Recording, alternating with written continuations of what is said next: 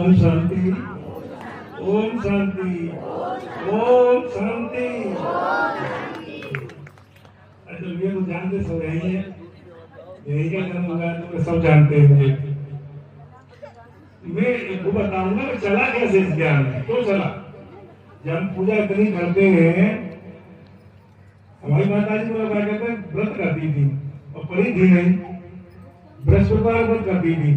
तो मैं कक्षा 5 में पढ़ता था, तो मैं किताब पे इस तरह से तो कर लेती थी, ऐसे ऐसे उंगली से ऐसे पढ़े तो हमने के लिए तो पढ़ी तो तुमने, तो जो पढ़े नहीं होते तो इस तरह कर लेते तो किताब पढ़ जाती है। उनके मन में ये था कि भगवान की हम जो कर रहे हैं ऐसे कर देते हैं।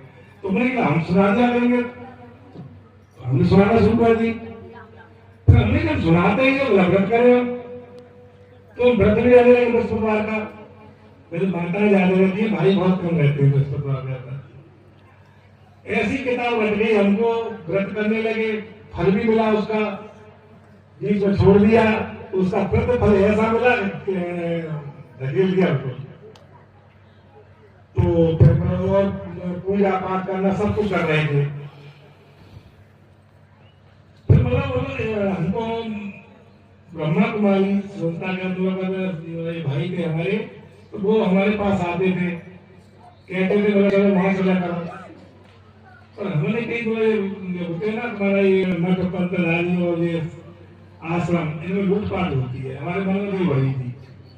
ये कुछ नहीं करते, पैसा लेते हैं और